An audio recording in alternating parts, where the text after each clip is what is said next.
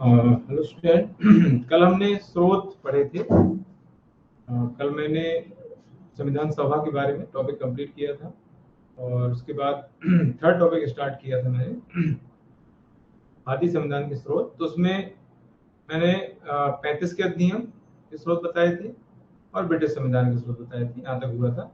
इसके आगे हम आज पढ़ेंगे अमेरिकी संविधान से हमने क्या क्या लिया है, अमेरिकी संविधान की कौन से प्रावधान हमने भारतीय संविधान में सम्मिलित किए हैं, इसके बारे में आज हम चर्चा भी करेंगे। तो अमेरिकी संविधान से सबसे पहले तो प्रस्तावना का कॉन्सेप्ट हमने लिया हुआ है। देखिए, प्रस्तावना से रिलेटेड जो प्रोविजंस हैं वो हमने दो जगह से लिए हैं। एक तो यूएसए के संविधान से और दूसरा है ऑस्ट्रेलिया के संविधान से। तो ऑस्ट्रेलिया के संविधान से हमने ली है, देखिए यहाँ पर आप देखेंगे तो ये लिखा है प्रस्तावना की भाषा।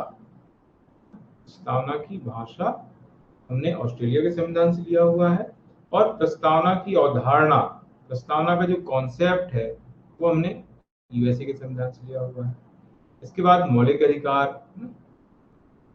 राष्ट्रपति का पदनाम, मैंने कल आप लोगों को बताया था कि राष्ट्रपति का पदनाम तो हमने अमेरिका से लिया है, लेकिन राष्ट्रपति की जो औपचारिक शक्तियां हैं वो हमने ब्रिटिश संविधान से ली हुई है।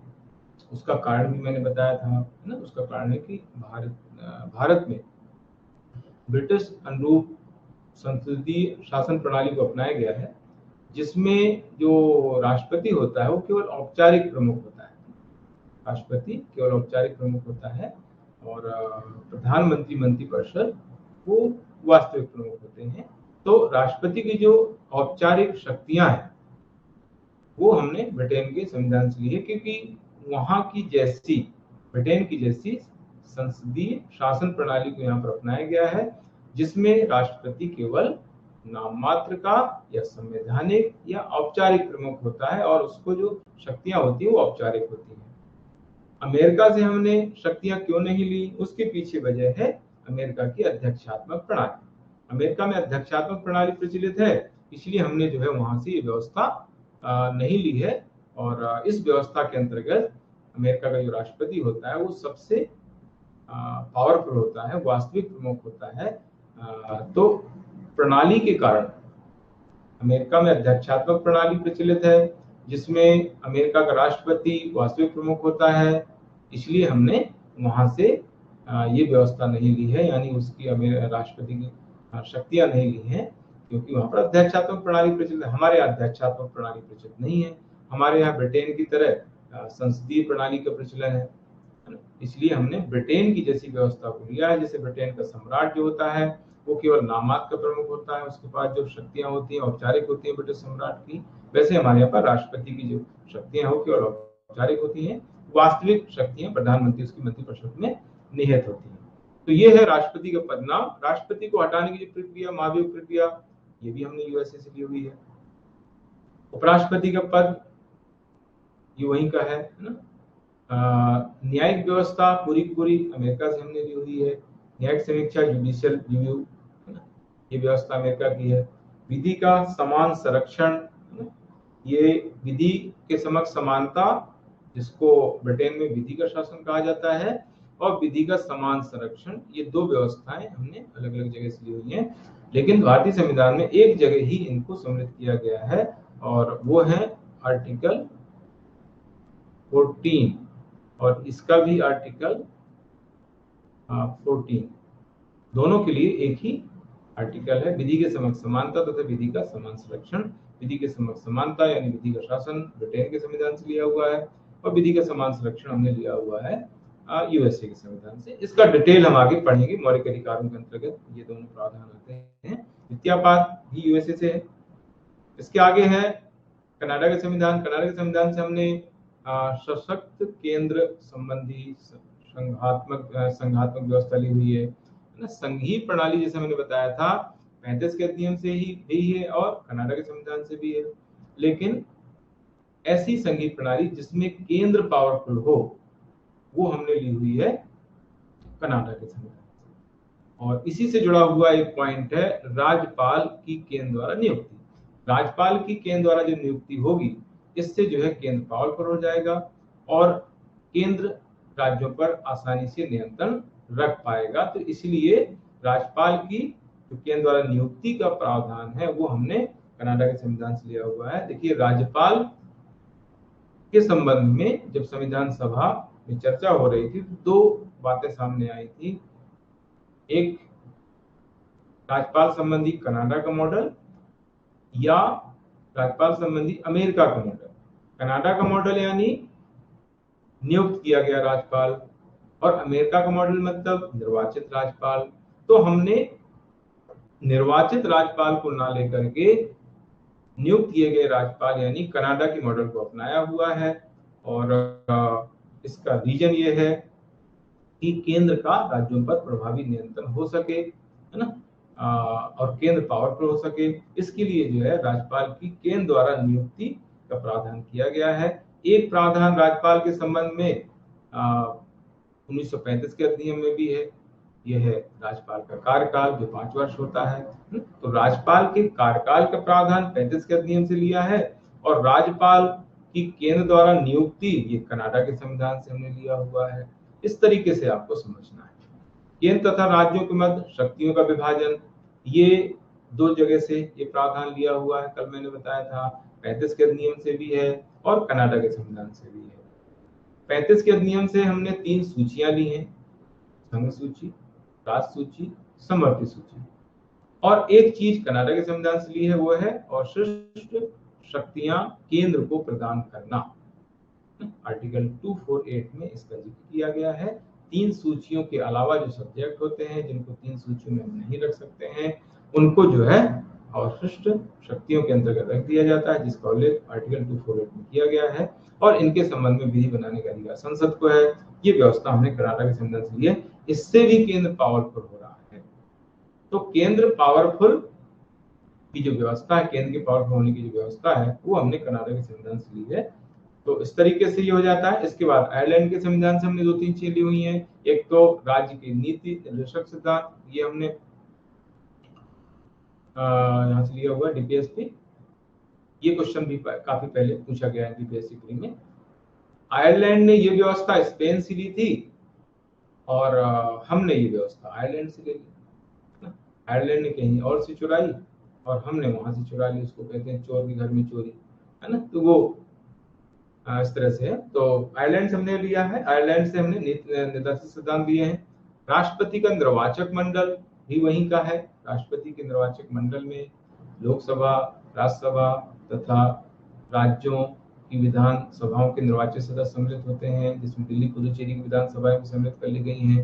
तो ये जो निर्वाचक मंडल है, जिसका उल्लेख आर्टिकल 54 में किया गया है, जिसका जिक्र आगे हम करने वाले हैं, तो ये व्यवस्था, पूरी व्यवस्था आयरलैंड के संविधान से मिली हुई है। राज्यसभा के जो मनोनीत 12 सदस्य हैं, इनकी व्यवस्था राष्ट्रपति द्वारा जो मनोनीत किए जाते हैं, इनकी व्यवस्था भी आयरलैंड के संविधान से हमने ली है। राज्यसभा में 12 सदस्य राष्ट्रपति द्वारा जो मनोनीत किए जाते हैं, तो ये मनोनयन की व्यवस्था आयरलैंड से ली हुई है। राज्यसभा के सदस्यों का निर्वाचन जो है, ये हमने दक्षिण अफ्रीका के संविधान से लिया हुआ है।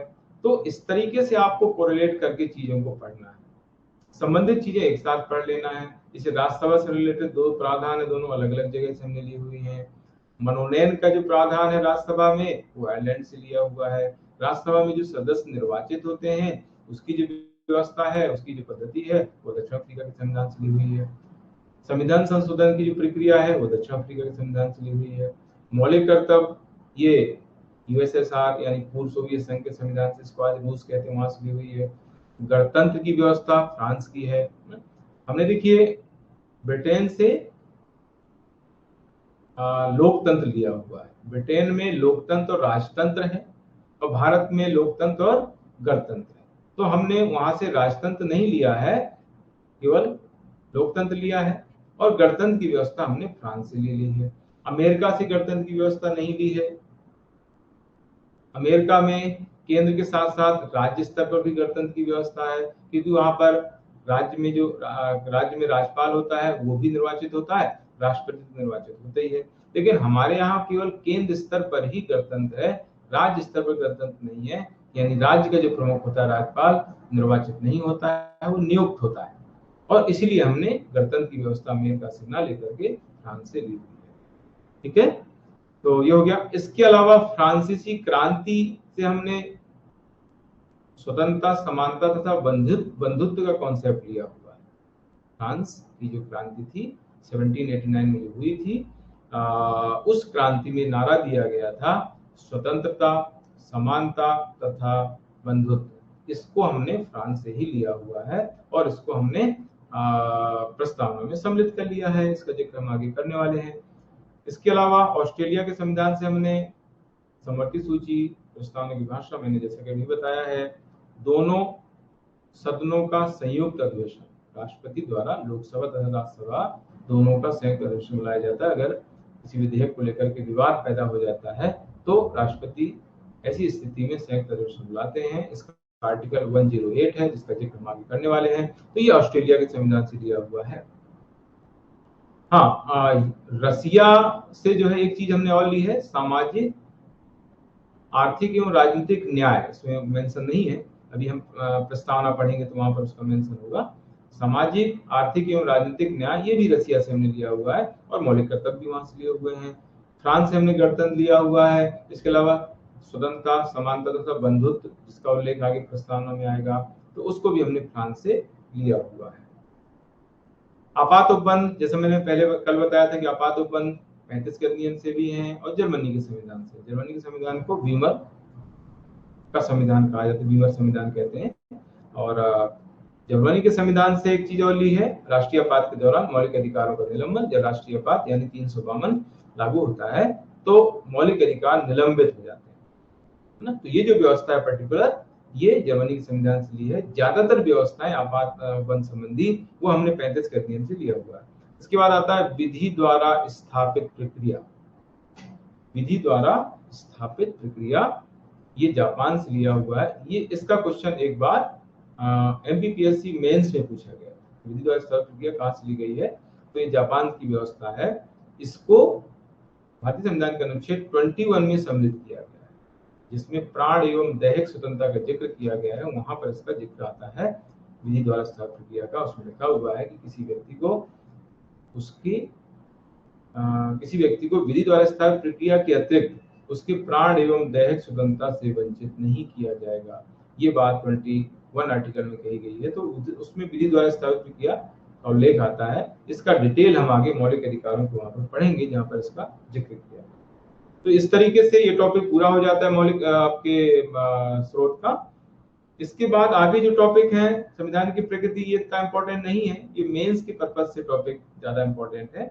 इसमें आपको थोड़ा सा ये समझ लेना है कि संघात्मक क्या होता है, एकात्मक क्या होता है। मैं थोड़ा सा बता देता हूँ, स्पीड में बताना है चीजें, क्योंकि सिलेबस में से मेंशन नहीं है और प्री में क्वेश्चन भी नहीं आते यहाँ से। तो संघीय प्रणाली ऐसी प्रणाली होती है जिसमें केंद्र तथा राज्यों के मध्य शक्तियां विभाजित कर दी जाती हैं। ऐसी व्यवस्था जिसमें केंद्र तथा राज्यों के मध्य शक्तियों का स्पष्ट रूप से विभाजन कर दिया जाता है, तो इसको कहते हैं संघीय व्यवस्था।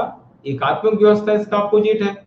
एकात्मक व्यवस्था में केंद्र तथा राज्यों के मध्य शक्तियों का विभाजन नहीं होता है ना। इसमें क्या होता है, शक्तियां विभाजित नहीं होती हैं, बल्कि संपूर्ण शक्तियां केंद्र के हाथों में निहित होती हैं।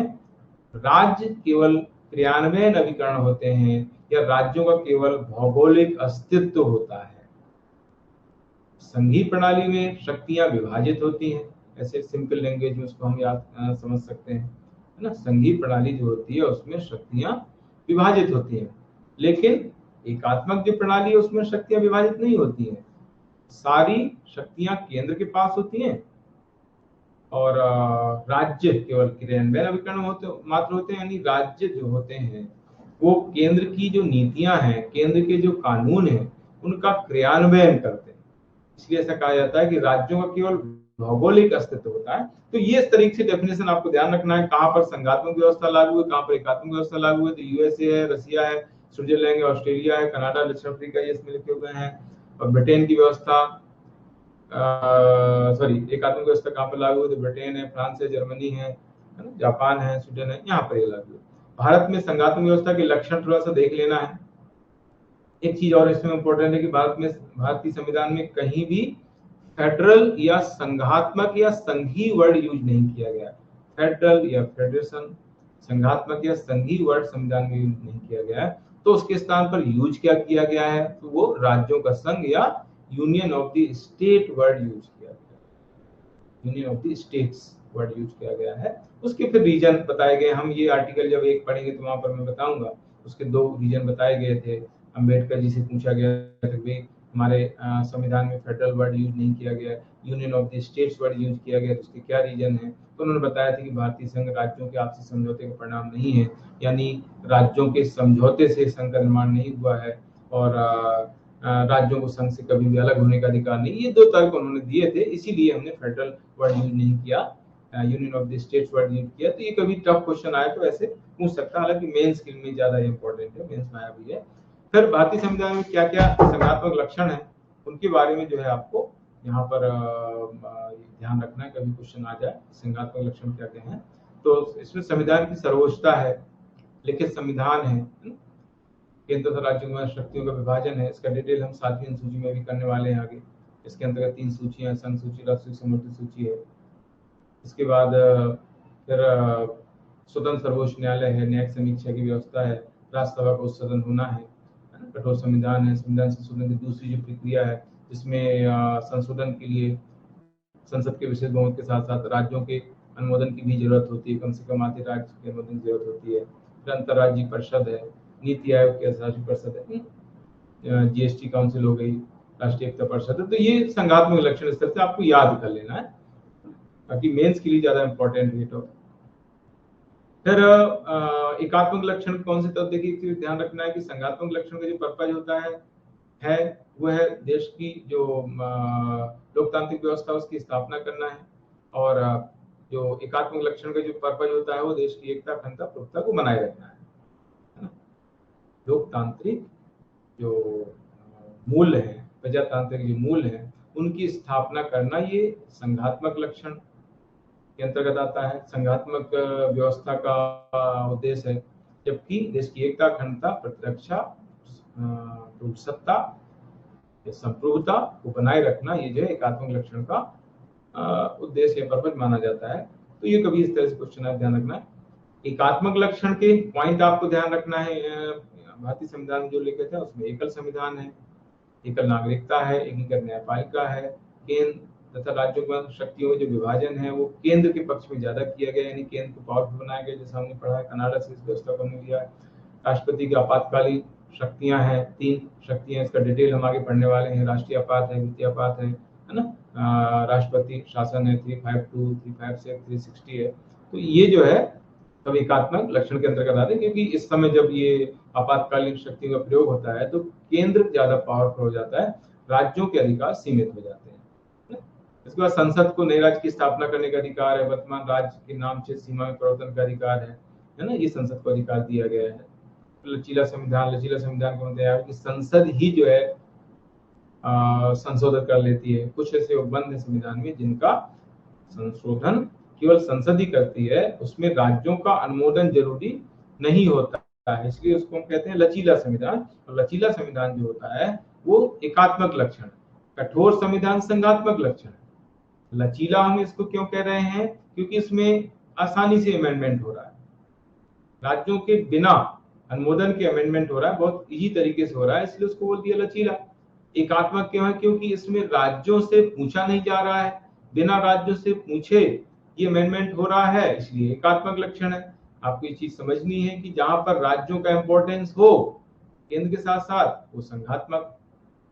जहां पर केवल केंद्र का महत्व हो, राज्यों को महत्व नहीं दिया जाए, वो एकात्मक लक्षण। तो लचीला संविधान एकात्मक लक्षण क्यों है, क्योंकि यहाँ पर केवल संसद ही अमेंडमेंट कर रही है, राज्यों से पूछा नहीं जा रहा है। कठोर संविधान में राज्यों के अनुमोदन से संशोधन हो रहा है, इसलिए वो कठोर है, क्योंकि राज्यों के अनुमोदन से संशोधन किया जा रहा है, इसलिए उसको हम संघात्मक लक्षण बोलते हैं। तो पहले तो आपको ये समझना है कि कठोर क्यों है, फिर आपको समझ में आएगा कि वो संघात्मक लक्षण क्यों है। कठोर होने का कारण है क्योंकि उसमें बहुत मुश्किल से अमेंडमेंट हो रहा है, संशोधन हो रहा है। संसद का विशेष बहुमत भी चाहिए और कम से कम आधे राज्यों का अनुमोदन भी चाहिए। इसलिए उसको हम कहते हैं कठोर। ये देखिए, ये कठोर संविधान और ये संविधान संशोधन की दूसरी प्रोसेस है, दूसरी प्रक्रिया है। इसका आर्टिकल 368 है। 368 में दो प्रक्रियाएं बताई गई हैं। एक है संसद के विशेष बहुमत से संशोधन, फिर दूसरी उसकी प्रोसेस है संसद के विशेष बहुमत के साथ साथ कम से कम आधे राज्यों के अनुमोदन से संशोधन। तो ये दूसरी प्रक्रिया है जिसमें संसद का विशेष बहुमत भी चाहिए और राज्यों का अनुमोदन भी चाहिए, कम से कम आधे राज्यों का। तो ये प्रोसेस है कठोर, क्योंकि मुश्किल से अमेंडमेंट हो रहा है। और ये फिर संघात्मक लक्षण के अंतर्गत हम क्यों पढ़ रहे हैं? क्योंकि इसमें राज्यों की सहमति ली जाती है, राज्यों के अनुमोदन से अमेंडमेंट हो रहा है। ये इसलिए इसको संघात्मक लक्षण के हम के अंतर्गत मानते हैं। जहां पर राज्यों का इंपॉर्टेंस हो वो संघात्मक, जहां पर राज्यों का इंपॉर्टेंस नहीं हो, केंद्र का इंपॉर्टेंस हो, वो एकात्मक, है ना। तो इसी तरीके से हम यहाँ पर लचीले संविधान की बात कर रहे थे कि लचीला संविधान क्यों है? क्योंकि संसद ही अमेंडमेंट कर रही, आसानी से अमेंडमेंट हो रहा है, राज्यों से पूछे नहीं जा रहा। क्योंकि राज्यों के बिना अनुमोदन हो रहा है, राज्यों का महत्व नहीं है अमेंडमेंट के लिए, संशोधन के लिए, इसलिए जो है ये लचीला है। तो ऐसे आपको उसको समझना है। हालांकि ये मेंस के लिए बहुत इंपॉर्टेंट चीज मैं बता रहा हूँ, प्री में उतना इंपॉर्टेंस नहीं है। टफ क्वेश्चन अगर प्री में आता है तो फिर आपको ऐसे क्वेश्चन पूछे जाएंगे, एनालिटिकल क्वेश्चन। इसके बाद राज्यपाल की नियुक्ति केंद्र द्वारा की जाती है और राज्यपाल केंद्र के प्रतिनिधि के रूप में कार्य करता है। केंद्र को राज्यों को दिशा निर्देश देने का अधिकार 256 ये भी मेंस के अंतर्गत हम पढ़ते हैं, है ना। और राज्यपाल को ये अधिकार दिया गया, स्वविवेक है उसका कि कुछ राज्य के विधेयकों को राष्ट्रपति के अनुमोदन के आरक्षित रख सकता है ना। राज्यसभा में राज्यों का समान प्रतिनिधित्व है। देखिए, राज्यसभा का उच्च सदन होना ये जो है संघात्मक लक्षण, लेकिन राज्यसभा में राज्यों का जो प्रतिनिधित्व है वो समानता के आधार पर नहीं है, असमानता के आधार पर। यानी एक जैसा प्रतिनिधित्व नहीं है। जिसकी जनसंख्या ज्यादा है जैसे यूपी, उसको ज्यादा प्रतिनिधित्व है, जिसकी जनसंख्या कम है उसको कम प्रतिनिधित्व। तो इसलिए ये एकात्मक लक्षण। जैसे अमेरिका है, तो अमेरिका में जो सीनेट है, राज्यसभा जैसा सदन सीनेट है, तो सीनेट में टोटल 100 सीट है और 50 वहां पर स्टेट है। तो इसका मतलब यहाँ पर हुआ कि सभी स्टेट से 2 सदस्य, प्रत्येक स्टेट से 2 सदस्य वहां पर चुनकर जाते हैं। 50 स्टेट हैं और टोटल सीनेट में 100 सीट है, यानी एक स्टेट से 2 मेंबर जो है चुनकर वहां पर जाते हैं। अखिल भारतीय सेवाएं हैं, निर्वाचन आयोग है। निर्वाचन आयोग अखिल भारतीय सेवाएं क्यों? क्योंकि केंद्र के पदाधिकारी होते हैं, राज्यों में काम करते हैं, राज्यों के लिए काम करते हैं, है ना। राज्यों का प्रतिनिधित्व यहाँ पर नहीं है। वित्त आयोग के संबंध में है, सीएजी, ये सारे केंद्र के पदाधिकारी होते हैं, लेकिन काम राज्यों के लिए करते हैं, राज्यों में करते हैं। इसलिए इनको जो है यहाँ पर हम एकात्मक लक्षण में पढ़ रहे हैं। ठीक, ये बाकी कठोर लचीला मैंने बता ही दिया है, ये हो ही गया लगभग। हाँ, इसमें एक चीज और है कि किसने भारतीय संविधान को क्या नाम दिया संघीय व्यवस्था से रिलेटेड। जैसे एक बार मेंस में पूछा गया था, इसमें मेरे ख्याल से कहीं मेंशन होना चाहिए, अर्धसंघी, भारतीय संविधान को अर्धसंघी कहने वाले जो विचारक हैं वो हैं केसी वेयर। ये एक बार जो है आपके मेंस एग्जाम में पूछा गया। हाँ, ये देखिए यहाँ पर लिखा है अर्धसंघी केसी वेयर। ये मेंस एग्जाम में 3 नंबर पूछा गया था कि भारतीय संविधान को अर्धसंघी कहने वाले कौन थे, तो केसी वेयर। सहकारी संघवाद, ग्रेनविल ऑस्टिन, ये एक्चुअली इधर थोड़ा सा, ग्रेनविल ऑस्टिन जो है कहते हैं अर्धसंघी। अर्धसंघी किसने कहा है? तो केसी वेयर ने। सहकारी संघवाद किसने कहा है? तो ग्रेनविल ऑस्टिन ने कहा है। तो ये 2 नाम आपको ध्यान रख लेना है। इसके बाद संविधान का ढांचा संघात्मक है, आत्मा एकात्मक है, ये पायली ने कहा है ना। तो इस तरीके से कुछ फैक्चुअल चीजें आपको ध्यान रख लेना है, प्री मेंस में इस तरह से पूछे जा सकते हैं। केसी वेयर कहते हैं अर्धसंघी, ग्रेनविल ऑस्टिन कह रहे हैं सहकारी संघवाद, ढांचा संघात्मक, आत्मा एकात्मक ये कहते हैं पायली। ठीक, ये पूरा हो गया ये टॉपिक। इसके बाद आगे आ रहा अगला टॉपिक आएगा प्रस्तावना। भारतीय संविधान की प्रस्तावना का भी आपके सिलेबस में टॉपिक नहीं दिया गया है, जबकि इससे क्वेश्चन लगातार एग्जाम में पूछे जा रहे हैं। मेंस के सिलेबस में टॉपिक है, लेकिन प्री के सिलेबस में उद्देश्य का प्रस्तावना का टॉपिक नहीं दिया गया है। पता नहीं क्यों नहीं दिया, जो भी रीजन हो, लेकिन हमें इसको पढ़ना पड़ेगा। ठीक है, प्रस्तावना, इसको इंग्लिश में प्रेम्बिल कहा जाता है, हिंदी में एक नाम उद्देश्य का भी है। उद्देश्य का क्यों कहते हैं? क्योंकि ये संविधान का उद्देश्य बताती है। हमारा संविधान क्यों बना, किस लिए बना, ये जो है प्रस्तावना में बताया जाता है, इसलिए इसको कहते हैं उद्देश्य का। फिर उद्देश्य का को अलग अलग लोगों ने अलग अलग नाम दिए हैं, है ना। जैसे संविधान की संविधान की आत्मा इसको कहा गया है। उद्देश्य का को किसने कहा है? सुभाष कश्यप है, एम हिदायतुल्लाह है, ठाकुरदास भार्गव है। ये कहते हैं प्रस्तावना भारतीय संविधान की आत्मा है। भारतीय संविधान की आत्मा को लेकर के बहुत सारे अलग अलग फैक्ट सुनने में आते हैं, पढ़ने में आते हैं। इसको लेकर के कंफ्यूजन बहुत रहता है ना। आत्माएं बहुत परेशान करती हैं और प्रस्तावना की आत्मा भी परेशान करती है बच्चों को, स्टूडेंट को, है ना। तो इसमें अलग अलग स्टेटमेंट लोगों द्वारा दिए गए, अलग अलग प्रावधानों को संविधान की आत्मा कहा गया है ना। जैसे इन तीन नाम जो मैंने बताया, सुभाष कश्यप, एम हिदायतुल्लाह, ठाकुरदास भार्गव, इन्होंने संविधान की आत्मा प्रस्तावना को माना है। सभी मौलिक अधिकारों को संविधान की आत्मा कहने वाले पंडित जवाहरलाल नेहरू है ना। पंडित जवाहरलाल नेहरू कहते हैं कि सारे मौलिक अधिकार संविधान की आत्मा है। डॉक्टर बी आर अम्बेडकर केवल एक ही मौलिक अधिकार यानी छठा मौलिक अधिकार, संवैधानिक उपचारों का अधिकार, आर्टिकल 32, उसको जो है संविधान की आत्मा कहा है doctor B R Ambedkar. Granville Austin, जो भी नाम मैंने बताया है, ग्रेनविल ऑस्टिन ने भारतीय जो संघीय प्रणाली है उसको सैगाई संघवाद कहा है, और ग्रेनविल ऑस्टिन ने ही मौलिक अधिकार तथा राज्य के नीति निर्देशक सिद्धांत दोनों को संविधान की मूल आत्मा कहा। ठीक है, तो इस तरीके से जो है अलग अलग लोगों ने संविधान की आत्मा अलग अलग प्रावधानों को कहा है। अगर आपको एक क्वेश्चन आता है कि भारतीय संविधान की आत्मा किसको कहा गया है, उसमें कोई नाम नहीं दिया है, तो फिर आपको प्रस्तावना लगाना पड़ेगा आंसर। ऐसे भी क्वेश्चन आए, भारतीय संविधान की आत्मा किसको माना गया है, उसमें कोई नाम नहीं आता है विचारक का, तो आपको आंसर लगाना पड़ेगा प्रस्तावना। बहुत इंपॉर्टेंट बात मैं बता रहा हूं। इसके बाद संविधान का परिचय पत्र कहने वाले हैं एन ए पालकी वाला। संविधान की कुंजी, की ऑफ कॉन्स्टिट्यूशन कहने वाले हैं अर्नेस्ट बारकर। अर्नेस्ट बारकर ने जो है ये कहा है कि भारतीय संविधान की जो प्रस्तावना है वो विश्व की सर्वश्रेष्ठ उद्देशिकाओं में से एक है। ये भी एक statement, important statement Ernest Barker का, इसमें लिखा नहीं है, वो मैं अलग से बता रहा हूँ कि अर्नेस्ट बारकर ऐसा कहते हैं कि भारतीय संविधान की जो प्रस्तावना है वो विश्व की सर्वश्रेष्ठ उद्देशिकाओं में से एक मानी जाती है ना। जब हम मेंस में पढ़ते हैं डिटेल में तब उसको वहां पर जिक्र आता है, लेकिन प्री में भी कभी इस तरह की चीजें आ जाती है, तो ध्यान रखने का। अब हम बात करते हैं प्रस्तावना एक्चुअल में है क्या। जैसे कि मैंने भी बताया कि प्रस्तावना जो है संविधान का उद्देश्य डिसाइड करती है, बताती है।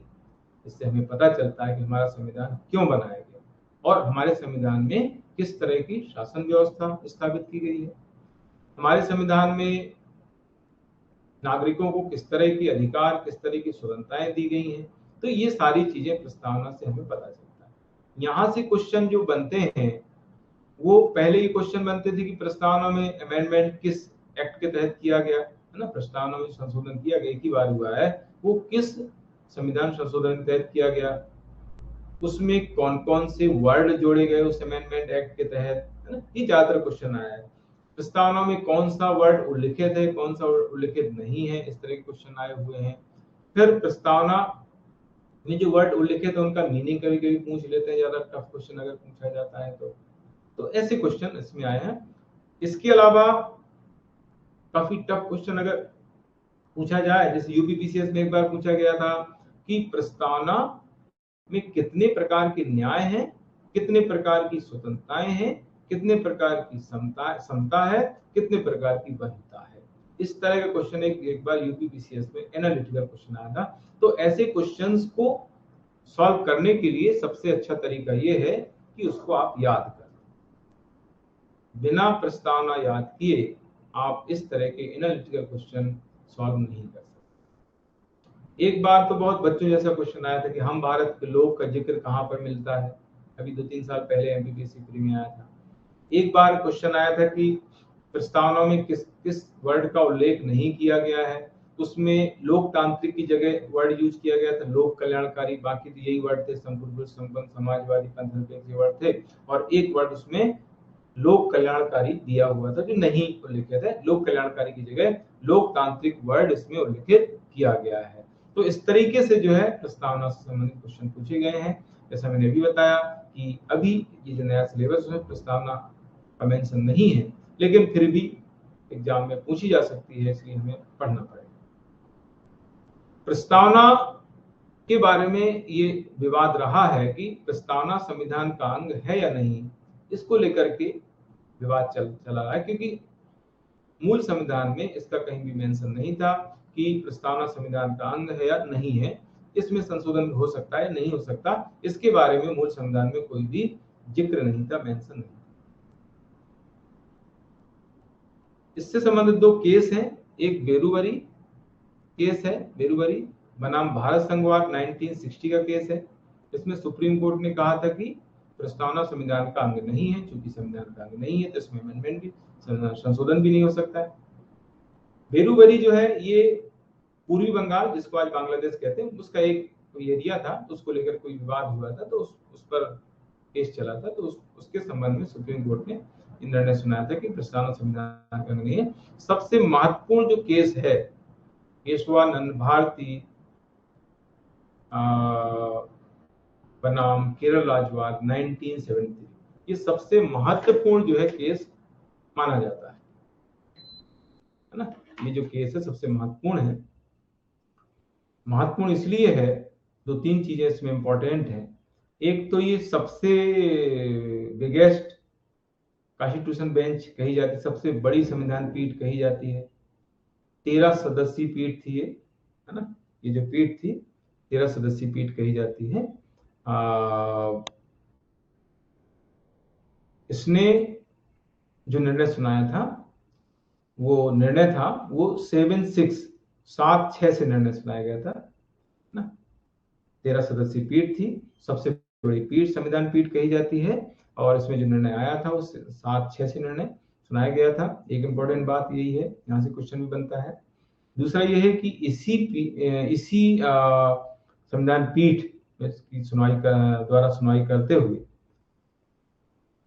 इसमें प्रस्तावना को संविधान का अंग माना गया था और इसमें संशोधन करने का प्रावधान किया गया था, है ना। इस केस की सुनवाई करते हुए जो संविधान पीठ थी वो सबसे बड़ी पीठ मानी जाती है, और उसमें 13 सदस्य थे उस संविधान पीठ में, और निर्णय 7-6 से हुआ था।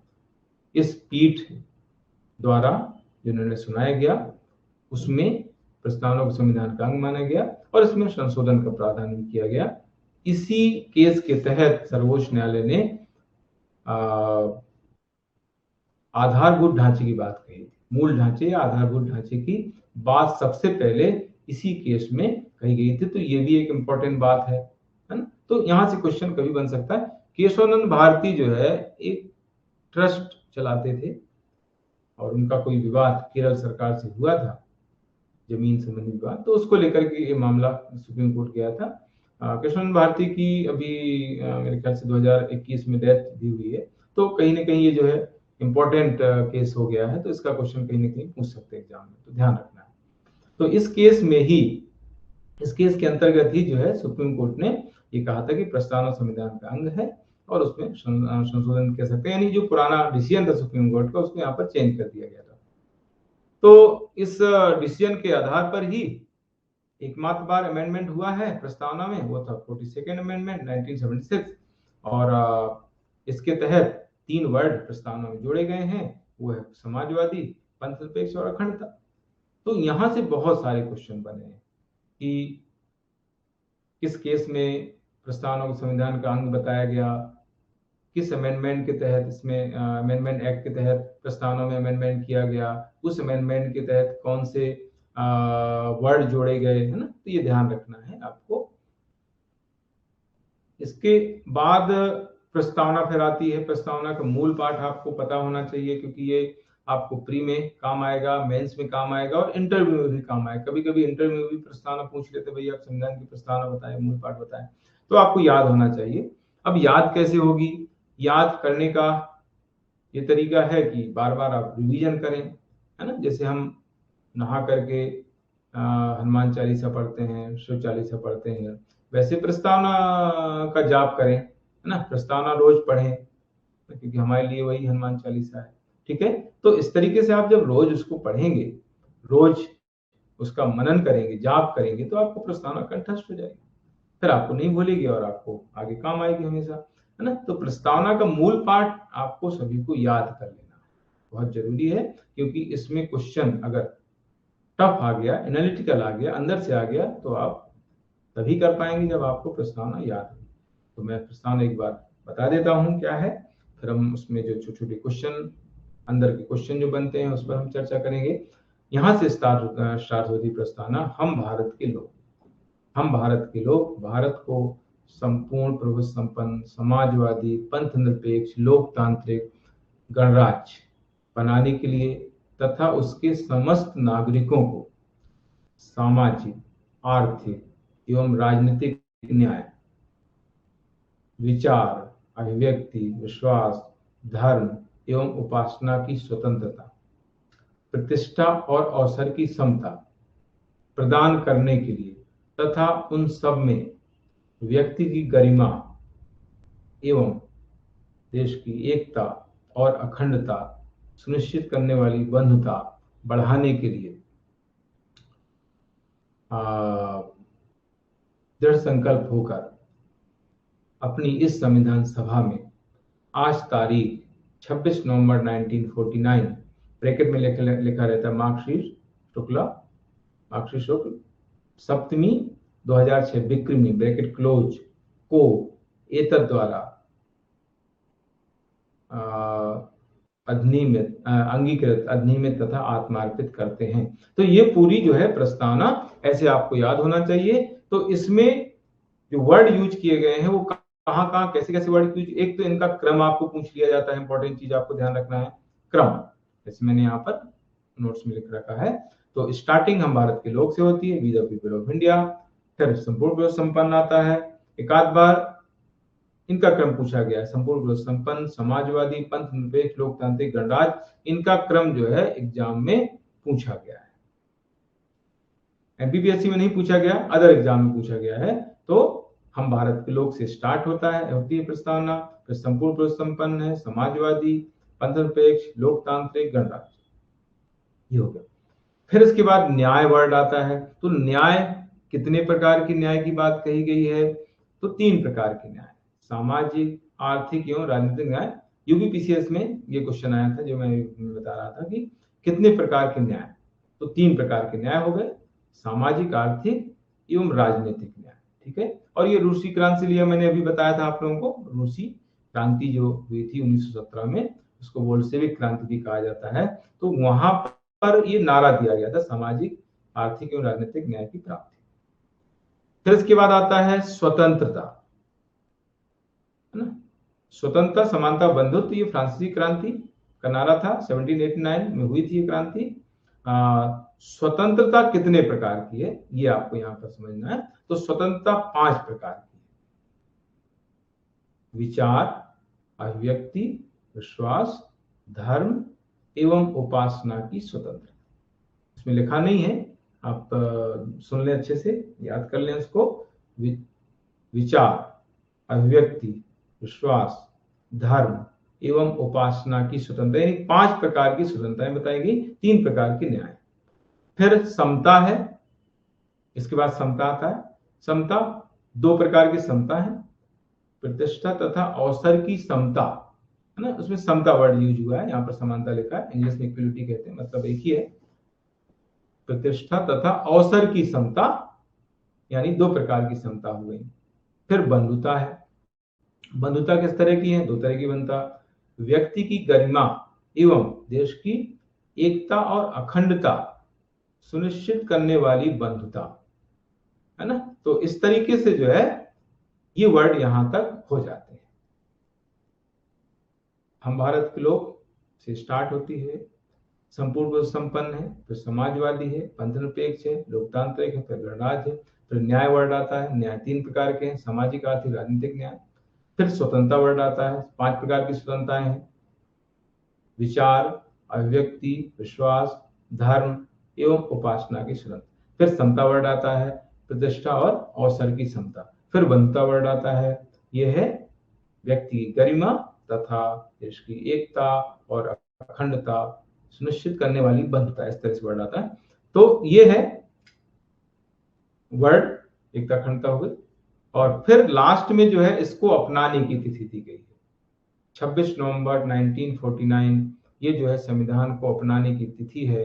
इसी को अगर हम विक्रम संवत में देखेंगे तो मार्गशीर्ष शुक्ल सप्तमी 2006 विक्रमी, है ना। और इसी डेट को संविधान को अंगीकृत किया गया, अधिनियमित किया गया, आत्माकृत किया गया। मैंने संविधान सभा के वहां पर चीजें बताई थी और ये भी बताया था कि मार्गशीर्ष विक्रम संवत में जो आपको निकालना है, ईस्वी सन आपको दिया हुआ है, उसमें से आपको विक्रम संवत में उसको कन्वर्ट करना है तो प्लस आपको 57 कर देना है, तो आपको ये विक्रम संवत का ईयर प्राप्त हो जाएगा 2006। कोई भी ईस्वी सन आपको दिया हुआ है उसको आपको विक्रम संवत में कन्वर्ट करना है तो 57 आपको प्लस करना है, क्योंकि 57 बीसी में विक्रम संवत स्टार्ट किया गया था।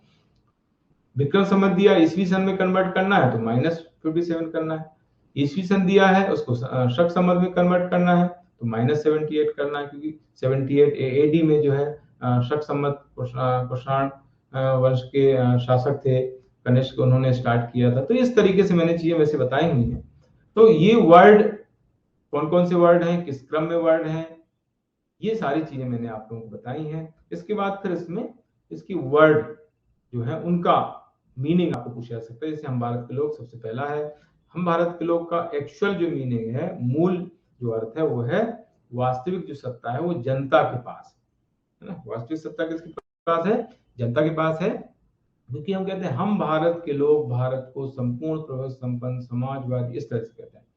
तो इसका मुख्य अर्थ है, तो क्वेश्चन यहां से बन जाता है कि संविधान के अंतर्गत वास्तविक सत्ता किसमें निहित है, ऐसा भी क्वेश्चन आ सकता आता है। भारतीय संविधान के अंतर्गत वास्तविक सत्ता किसमें निहित है? तो जनता में निहित है। ये कहां से हमें पता चलता है? ये प्रस्तावना से पता चलता है, हम भारत के लोग से पता चलता है ना। और हम भारत के लोग का जो दूसरा मीनिंग है वो है कि संविधान का जो निर्माण है जनता की सहमति स्वीकृति से हुआ है। तीसरा मीनिंग इसका अगर आपको पूछा जाए, 3 मीनिंग पूछे जाए तो आपको फिर तीनों ध्यान रखना पड़ेंगे। बाकी मेंस में अगर हम भारत के लोग का लिखने को आता है फिर 3 पॉइंट आपको लिखना पड़ेंगे। तो सबसे मुख्य जो अर्थ है इसका कि हम भारत के लोग का मतलब क्या है, तो सबसे मुख्य इसका मतलब होता है वास्तविक जो सत्ता है, प्रभु सत्ता जनता में निहित है। जनता के जो संविधान के जो निर्माता थे जनता के वास्तविक प्रतिनिधि थे और संविधान का निर्माण जनता की स्वीकृति तथा सहमति से हुआ। ये 3 अर्थ इसके बताए जाते हैं, लेकिन मेन है तीसरा वाला। यहां से पर्टिकुलर क्वेश्चन भी बनता है। फिर हमने ये लिया कहां से है, धारणा कहां से ली है? यूएन हम भारत के लोग की धारणा तो यूएन चार्टर से ली हुई है। अब यूएन चार्टर क्या होता है? यूएन चार्टर जो है ये संविधान है ना, यूएनओ का संविधान है जिसके तहत जो है यूएनओ काम करता है, उसको बोलते हैं यूएन चार्टर। जैसे हमारे देश का संविधान है, हमारे देश की व्यवस्था संचालित होती है, वैसे यूएन का संविधान अलग है, उसकी व्यवस्था उसके तहत संचालित होती है, उसको बोलते हैं यूएन चार्टर। तो यूएन चार्टर की जो स्टार्टिंग होती है वो ऐसी ही होती है, हम संयुक्त राष्ट्र के लोग विश्व को युद्ध की विभीषिका से निजात दिलाने का प्रण लेते हैं, ऐसा करके कुछ ऐसी वर्डिंग है, वैसी नहीं अटजिट, लगभग ऐसी वर्डिंग उसमें लिखी हुई है। तो जो हम भारत के लोग का कॉन्सेप्ट वहां पर है, मतलब यूएन चार्टर में जो कॉन्सेप्ट है वही हमने लिया, क्योंकि वहां तो यूएन के लोग लिखा हुआ है और हम यूएन के लोग तो यहाँ पर लिखेंगे नहीं, हम भारत के लोग लिखेंगे, तो भारत के लोग का वर्ड हमने लिखा है, यूज किया है ना। तो इस तरीके से यूएन चार्टर से हमने हम भारत के लोग को लिया है। 3 इसके अर्थ है जो मैंने बताए हैं। सबसे मेन अर्थ है कि जनता के पास सत्ता है, वास्तविक सत्ता। संपूर्ण प्रभुत्व संपन्न का मतलब क्या है? संपूर्ण प्रभुत्व संपन्न का मतलब होता है कि भारत एक संप्रभु राष्ट्र है, बहुत सारी चीजें, बहुत डिटेल है इसका, इतना अब समय है नहीं एक्चुअली ये सारी चीजें बताने का। तो मेन मीनिंग आपको समझ लेना है। इसका मतलब होता है कि वास्तविक जो सत्ता है वो जनता में, भारत जो है एक संप्रभु राष्ट्र है। संप्रभु संबंध का मतलब होता है कि भारत एक संप्रभु राष्ट्र है। ठीक है, भारत किसी बाह्य शक्ति के, बाह्य संगठन के, बाह्य देश के नियंत्रण में नहीं, दबाव में नहीं। यहाँ पर जो भी नीतियां, जो भी कार्यक्रम, जो भी कानून बनाए जाएंगे, जो भी निर्णय लिए जाएंगे, वो राष्ट्र हित में लिए जाएंगे, देश हित में, जनता हित में लिए जाएंगे। किसी के दबाव में आकर नहीं लिए जाएंगे, किसी के अकॉर्डिंग नहीं लिए जाएंगे, किसी के कहने पर नहीं लिए जाएंगे। तो ये है संप्रभुता ना, प्रभुता, संप्रभुता इसको कहा जाता है। और इसके लिए जो है भारत ने एक नीति अपनाई थी जिसको हम कहते हैं गुट निरपेक्ष नीति, गुट निरपेक्ष नीति। और इसी के तहत एक संगठन बन गया जिसका नाम है गुट निरपेक्ष आंदोलन, नॉन अलायंस मूवमेंट, नाम उसका नाम उसको नाम बोलते हैं, है ना, नॉन अलायंस मूवमेंट, गुट निरपेक्ष आंदोलन। ये संगठन 1961 में बना था, बेलग्रेड में जो सम्मेलन हुआ था उस पर ये हुआ था। उसमें पंडित जवाहरलाल नेहरू का मेन रोल माना जाता है। तो गुट निरपेक्ष नीति हमने क्यों अपनाई? ताकि उस समय जो दो गुट थे उनमें किसी में हम सम्मिलित नहीं हो, हम अलग रहे। दो गुट कौन से थे? यूएसए का एक गुट था, एक रसिया का गुट था, सोवियत संघ सॉरी उस समय था, एक यूएसए एक सोवियत संघ, दो गुट बने हुए थे पूरे वर्ल्ड में। तो ज्यादातर जो कंट्री हैं या तो यूएसए के गुट में सम्मिलित हो गए या रसिया सोवियत संघ के गुट में सम्मिलित हो गए, हम उससे अलग रहे। इसलिए हम कहते हैं, हम उसको कहते हैं गुट निरपेक्ष नीति। किसी गुट में हम सम्मिलित नहीं हुए। अगर गुट में हम सम्मिलित हो जाते तो हमें उस उनके अकॉर्डिंग, उस गुट के अकॉर्डिंग नीतियां बनानी पड़ती, निर्णय बनाने पड़ते, निर्णय लेने पड़ते, कानून बनाने पड़ते। इसलिए कहीं ना कहीं प्रभुता, भारत की प्रभुता प्रभावित हो जाती। इसलिए हमने जो है गुट निरपेक्ष नीति को अपनाया। इसमें पंडित जवाहरलाल नेहरू का मेन रोल है। उसमें यूगोस्लाविया के राष्ट्रपति मार्शल टीटो थे, मिस्र के राष्ट्रपति थे नासिर, और इंडोनेशिया के राष्ट्रपति थे सुकर्णो। इन्होंने मिलकर के ये आंदोलन, ये संगठन बनाया था जिसका नाम है गुट निरपेक्ष आंदोलन, जो आज भी चल रहा है। हालांकि आज उसका ज्यादा इंपॉर्टेंस नहीं बचा है। तो ये संपूर्ण पुरुष संपन्न को हमने क्यों संविधान में जोड़ा, इसके पीछे एक और वजह है। ये वजह है कि भारत जो है उस समय ब्रिटेन के अधीन था। भारत जो है ब्रिटेन के अधीन था। तो ये बताने के लिए कि भाई भारत पहले ब्रिटेन के अधीन था लेकिन अब नहीं है। अब जो है भारत स्वतंत्र है, अब संप्रभु राष्ट्र है, किसी के नियंत्रण में नहीं है, किसी के दबाव में नहीं है, किसी के प्रेशर में नहीं। जो भी यहाँ पर काम किए जाएंगे, जो भी नीतियां बनाई जाएंगी, वो अपने हित में की जाएंगी, राष्ट्र हित में, जनहित में की जाएंगी। तो ये है संपूर्ण पुरुष संपन्न। और इसी को एग्जीक्यूट करने के लिए हमने गुट निरपेक्ष नीति को अपनाया है। इसी के तहत जो संगठन बना है इसका नाम है गुट निरपेक्ष आंदोलन, जो आज भी है। 1961 में इसका गठन हुआ था। ये डिटेल है बहुत ज्यादा, इसकी जरूरत वैसे अभी है, मेंस में इसकी ज्यादा जरूरत पड़ती है। समाजवादी, समाजवादी का जो एक्चुअल मीनिंग होता है वो उत्पादन के जो साधन है उनका राष्ट्रीयकरण करना। समाजवाद का एक्चुअल जो मतलब होता है उत्पादन के साधनों का राष्ट्रीयकरण, यानी सरकार द्वारा उनके हाथ में, सरकार द्वारा उनको अपने हाथ में लेना। उत्पादन के साधनों को जब सरकार अपने हाथ में ले लेती है, उनका प्रबंध संचालन सरकार द्वारा किया जाता है, तब उसको बोल दिया जाता है समाजवादी व्यवस्था। ठीक है, लेकिन ये भारतीय समाजवाद का ध्येय नहीं है। ये इंदिरा गांधी से पूछा गया था। इंदिरा गांधी के समय में समाजवादी प्रस्तावना में जुड़ा था वर्ड। इंदिरा गांधी से पूछा गया था कि जो यूरोपीय समाजवाद का ध्येय है, यूरोपीय समाजवाद के अंतर्गत जो राष्ट्रीयकरण होता है, क्या भारतीय समाजवाद का भी यही मतलब है, यही ध्येय है? तो इंदिरा गांधी ने बोला था कि यूरोप राष्ट्रीयकरण करना भारतीय समाजवाद का ध्येय नहीं है। भारतीय समाजवाद का ध्येय है देश में विद्यमान जो आर्थिक विषमता है उसको समाप्त करके एक समता मूलक या वर्ग विहीन समाज की स्थापना करना। ये जो है भारतीय समाजवाद का ध्येय या उद्देश्य या पर्पज। ये इंदिरा गांधी का ऐसा कहना है ना। तो ठीक है जो भी है, लेकिन राष्ट्रीयकरण तो होता रहा है, पहले भी हुआ, बाद में भी हुआ। इंदिरा गांधी ने जो भी कहा वो एक अलग बात है, लेकिन राष्ट्रीयकरण की प्रक्रिया जो है चलती रही। ठीक है, तो ये है। इसमें एक फैक्ट ये भी कि कांग्रेस के जो आवड़ी अधिवेशन में हुआ था, आवड़ी अधिवेशन 1955 में, उसमें जो है पहली बार समाजवादी राज्य की स्थापना की बात कही गई थी। इसके अध्यक्ष यूएन डेविड थे। कभी इस तरह क्वेश्चन आ जाए ध्यान रखना है कि कांग्रेस के किस अधिवेशन में समाजवाद की बात कही गई थी। तो 1955 का आवड़ी अधिवेशन है, तमिलनाडु में पड़ता है, वहां पर इसकी बात कही गई थी। इसके अध्यक्ष यूएन डेविड। कभी पूछ ले तो ध्यान रखना है। पंथनिरपेक्ष या धर्मनिरपेक्ष, एक्चुअली पंथनिरपेक्ष वर्ड है, उसको बाद में धर्मनिरपेक्ष कर दिया गया है ना। सेकुलर वर्ड जो है उसको पंथनिरपेक्ष कहा जाता है, मतलब हिंदी में पंथनिरपेक्ष कहते हैं, इंग्लिश में सेकुलर। धर्मनिरपेक्ष बाद में उसको कहने लगे। पंथ एक्चुअली जो है धर्म से ऊपर होता है। पंथ किसी धर्म से रिलेटेड नहीं होता है, ये विचारधारा है। और पंथ के नीचे फिर धर्म आते हैं और धर्म के नीचे फिर संप्रदाय आते हैं ना। लेकिन पंथ का किसी धर्म से रिलेशन नहीं होता है, ये एक्चुअल इसका मतलब है। लेकिन अब आजकल इसको धर्मनिरपेक्ष कहा जाने लगा है। तो इसका मतलब यही होता है कि भारत का कोई एक पर्टिकुलर धर्म नहीं होगा, भारत का कोई एक राष्ट्रीय धर्म नहीं होगा। यहाँ पर जो लोग रह रहे हैं उन सभी को अपने धर्म के पालन करने की आजादी होगी, और सरकार धार्मिक मामलों में ना तो कोई भेदभाव करेगी, ना ही कोई हस्तक्षेप करेगी, है ना। ये धर्मनिरपेक्ष पंथनिरपेक्ष का मतलब होता है। अब यहां से बात एक आती है हिंदू राष्ट्र की। ऐसा कहा जा रहा है कि भारत को हिंदू राष्ट्र घोषित करना है। ये बात उठ रही है, भी काफी लंबे समय से चर्चा में है। सभी आप जानते हैं कि किसने ऐसी बात उठाई है, इस पर यहाँ पर डिस्कस करने की जरूरत नहीं है।